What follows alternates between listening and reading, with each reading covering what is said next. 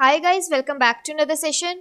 मैं आभा भनोट लेकर आई हूँ आपके लिए करंट अफेयर्स का एपिसोड नंबर 836। आज की तारीख है 11 नवंबर 2020। हमारे दो चैनल्स हैं, पिनाकल और फ्रंटियर आईएएस, और अगर अभी तक आपने इन चैनल्स को सब्सक्राइब नहीं किया है तो सब्सक्राइब करना बिल्कुल ना भूलिएगा। साथ ही साथ इस बेल आइकन को जरूर दबाना है ताकि हमारी आने वाली हर वीडियो की नोटिफिकेशन आपको मिल सके। हमारी दो वेबसाइट्स हैं, sscglpinacle.com और baljeedhakka.com। इन दोनों को विजिट करना बिल्कुल ना भूलिएगा। ये सेशन हर रोज सुबह 4 बजे अवेलेबल हो जाता है और वीडियो की एंड में आपसे क्विज के क्वेश्चन पूछे जाते हैं जिनका आंसर आपको कमेंट सेक्शन में जरूर करना है। साथ ही साथ हमारे दोनों टेलीग्राम हैंडल्स फ्रंटियर आईएएस और एसएससीजीएल पिनेकल ऑनलाइन को ज्वाइन जरूर करना है for daily videos, PDF and monthly magazine. Start करेंगे प्रीवियस क्विज के साथ। आपका पहला क्वेश्चन था, उत्तराखंड राज्य स्थापना दिवस कब मनाया जाता है? तो इसका सही जवाब था 9 नवंबर। और आपका दूसरा क्वेश्चन था, भारतीय मूल की किस महिला ने मिस यूनिवर्स ऑस्ट्रेलिया 2020 का खिताब हासिल किया है? तो इसका सही जवाब था मारिया थाटेल। स्टार्ट करेंगे आज के सेशन के पहले क्वेश्चन के साथ। उपन्यास मुस्टैश के लिए 2020 का जेसीबी साहित्य पुरस्कार किसने जीता है? तो इसका सही जवाब है option number C, S Harish. लेखक एस हरीश की पुस्तक मुस्टैश को 25 लाख रुपए का जेसीबी साहित्य पुरस्कार देने की घोषणा की गई। इस पुस्तक को जयश्री कलातिल ने मलयाली से अंग्रेजी में अनुवाद किया है। हरीश का यह पहला उपन्यास है जो मिथक, जादू और कल्पनाशीलता का सम्मिश्रण है। पुस्तक को 4 सदस्यों वाली निर्णायक मंडल द्वारा पुरस्कार के लिए चुना गया। निर्णायक मंडल में लेखक और अनुवादक आरुणि कश्यप, लेखक तेजस्विनी निरंजना, नाटककार और निर्देशक रामू रामनाथन तथा टाटा न्यास में कला और संस्कृति की अध्यक्ष दीपिका सौरभजी शामिल थे। हरीश ने इस पठनीय कहानी में कुटनाड क्षेत्र के जातीय और लिंग आधारित समीकरणों का गहराई से विश्लेषण किया है। यहाँ पर एक क्विक रिवीजन की बात करें तो मलयालम फिल्म में आजीवन योगदान के लिए जेसी डैनियल पुरस्कार किसने जीता है? तो इसका सही जवाब है हरिहरन। अगला प्रश्न है, शांति और विकास के लिए विश्व विज्ञान दिवस कब मनाया जाता है? तो इसका सही जवाब है ऑप्शन नंबर ए, 10 नवंबर। शांति और विकास के लिए विश्व विज्ञान दिवस हर वर्ष 10 नवंबर को मनाया जाता है। यह समाज में विज्ञान की महत्वपूर्ण भूमिका और उभरते वैज्ञानिक मुद्दों पर बहस में व्यापक जनता को संलग्न करने की आवश्यकता पर प्रकाश डालता है। 2020 के विश्व विज्ञान दिवस का जश्न मनाने के लिए यूनेस्को ने कोविड-19 से निपटने के लिए science for and with society dealing with covid theme पर एक ऑनलाइन गोलमेज सम्मेलन का आयोजन किया है। यहाँ पर एक रिवीजन की बात करें तो नेशनल कैंसर अवेयरनेस डे नवंबर 7 को मनाया जाता है। अगला प्रश्न है, विद्या बालन द्वारा सह निर्मित कौन सी लघु फिल्म ऑस्कर नामांकन के योग्य बन गई है? तो इसका सही जवाब है ऑप्शन नंबर बी, नटखट। विद्या बालन द्वारा अभिनीत और सह निर्मित नटखट ने best of India short film festival 2020 के तीसरे संस्करण में शीर्ष पुरस्कार जीता है जो इसे ऑस्कर नामांकन के लिए योग्य बनाता है। इस फिल्म के निर्देशन शान व्यास हैं। यह फिल्म पितृसत्ता और नकारात्मक मर्दानगी जैसे कठिन मुद्दों को उठाती है, इसलिए रिलीज के समय भी यह फिल्म काफी चर्चा में रही थी। यह फिल्म कई अन्य संवेदनशील मुद्दों को छूती है जैसे कि लिंग भेद, बलात्कार, घरेलू हिंसा आदि।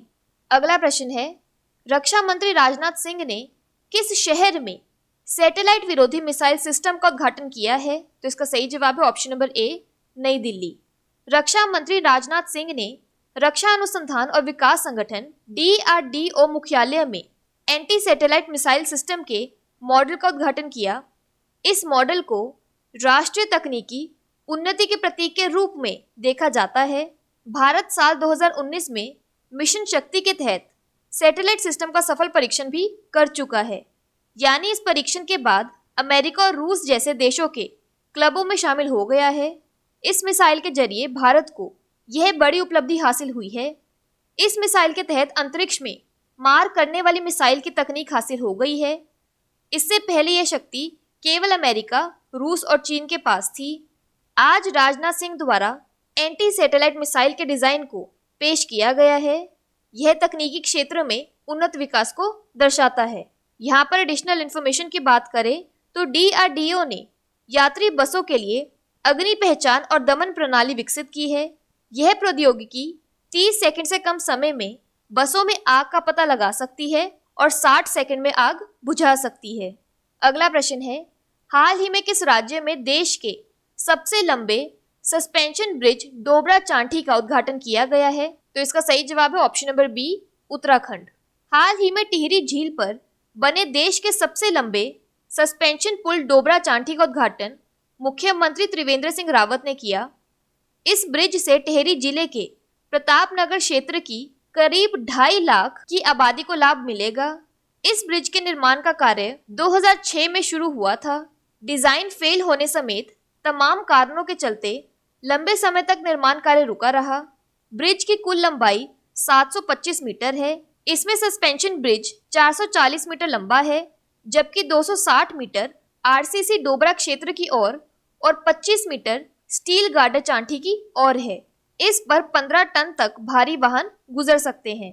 यहाँ पर एक क्विक रिवीजन की बात करें तो उत्तराखंड राज्य स्थापना दिवस कब मनाया जाता है? तो इसका सही जवाब है 9 नवंबर। बात करें उत्तराखंड की तो इसके डैम्स और रिवर्स में आता है लखवर डैम यमुना, टेहरी डैम भागीरथी और Ramganga dam Ramganga. National parks में आता है Nanda Devi national park, Jim Corbett national park, Gangotri national park और गोविंद नेशनल पार्क। उत्तराखंड की कैपिटल है देहरादून और गिरसेन। गवर्नर है बेबी रानी मौर्य और चीफ मिनिस्टर है त्रिवेंद्र सिंह रावत। अगला प्रश्न है, हाल ही में संचमान लिंबू का निधन हो गया। वे किस पूर्वोत्तर राज्य के पूर्व मुख्यमंत्री थे? तो इसका सही जवाब है option number A, Sikkim. Sikkim के पूर्व मुख्यमंत्री संचमान लिंबू का निधन हो गया। वह लंबे समय से बीमार थे। वह 73 वर्ष के थे। लिंबू सिक्किम के चौथे मुख्यमंत्री थे। उनका कार्यकाल 6 महीने के लिए 2 जून से 12 दिसंबर 1994 तक था। यहाँ पर एक क्विक रिवीजन की बात करें तो पंग लहपसोल त्योहार किस राज्य में मनाया जाता है? तो इसका सही जवाब है सिक्किम। बात करें सिक्किम की तो इसकी कैपिटल है गैंगटॉक, सीएम है प्रेम सिंह तमांग और गवर्नर है गंगा प्रसाद। अगला प्रश्न है, किस राज्य का पक्के टाइगर रिजर्व कोविड-19 के खिलाफ ग्रीन सैनिकों के लिए बीमा कवर प्रदान करेगा? तो इसका सही जवाब है option number A, Arunachal Pradesh. Arunachal Pradesh के पक्के टाइगर रिजर्व पूर्वोत्तर के 8 राज्यों में ग्रीन सैनिकों को कोविड-19 के लिए बीमा कवर प्रदान करने वाला पहला राज्य बन गया है। 8 राज्य पूर्वोत्तर में अरुणाचल प्रदेश, असम, मणिपुर, मेघालय, मिजोरम, नागालैंड, सिक्किम और त्रिपुरा शामिल है। पाक में 57 फ्रंटलाइन स्टाफ, जिन्हें ग्रीन सैनिकों का नाम दिया गया, को कोविड-19 द्वारा संक्रमण के कारण स्वास्थ्य समस्याओं के खिलाफ 9 महीने के लिए बीमाकृत किया गया है। फॉरेस्ट गार्ड भारत के वन्य जीवों के मामले सबसे फ्रंटलाइन सैनिक है और वन्य जीव संरक्षण का श्रेय उनको दिया जाता है। इसमें 1 लाख रुपए का बीमा कवरेज प्रदान करेगा और जो जल्द ही सेवानिवृत्त होने वाले हैं उन्हें 50,000 रुपए तक का बीमा प्रदान करेगा। बात करें अरुणाचल प्रदेश की तो इसके फेमस डैम्स में आता है रंगा नदी डैम और फोक डांस में आता है बारदो छम। अरुणाचल प्रदेश की कैपिटल है ईटानगर, गवर्नर है बीडी मिश्रा और सीएम है पेमा खांडू। अगला प्रश्न है, the hitman the Rohit Sharma story पुस्तक किसने लिखी है? तो इसका सही जवाब है ऑप्शन नंबर डी, दोनों बी और सी यानी विजय लोकपल्ली और G Krishnan. The hitman the Rohit Sharma story पुस्तक विजय लोकपल्ली और जी कृष्णन द्वारा लिखी गई है। क्रमश 2007 और 2013 में अपने क्रिकेट डेब्यू से रोहित गुरुनाथ शर्मा भारतीय क्रिकेट टीम के महत्वपूर्ण स्तंभों में से एक बन गए हैं। यह उनकी कड़ी मेहनत और वर्षों के आत्मविश्वास की यात्रा की कहानी है। अगला प्रश्न है, एससीओ काउंसिल ऑफ स्टेट्स के 20वें शिखर सम्मेलन की अध्यक्षता किसने की? तो इसका सही जवाब है option number C, Vladimir Putin. प्रधानमंत्री नरेंद्र मोदी ने एससीओ काउंसिल ऑफ स्टेट्स के 20वें शिखर सम्मेलन में भारतीय प्रतिनिधि मंडल का नेतृत्व किया, जिसे वस्तुतः आयोजित किया जा रहा है। बैठक की अध्यक्षता रूसी राष्ट्रपति व्लादिमीर पुतिन ने की है। यह संगठन का 20वां शिखर सम्मेलन है और भारत का तीसरा। भारत 2017 में इसमें शामिल हुआ था। भारत 2005 से एससीओ में एक पर्यवेक्षक रहा है।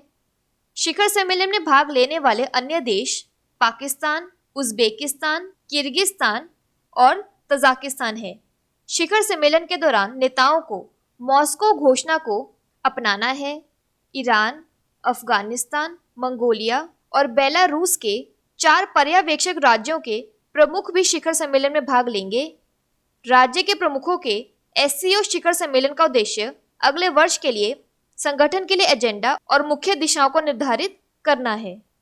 अगला प्रश्न है, किस देश के राष्ट्रपति ने हाल ही में Mahatma Gandhi my understanding about Gandhi पर एक सचित्र पदावली जारी किया है? तो इसका सही जवाब है option number B, Nepal. Nepal की राष्ट्रपति विद्या देवी भंडारी ने महात्मा गांधी की 151वीं जयंती के अवसर पर नेपाली भाषा में एक सचित्र पदावली जारी की।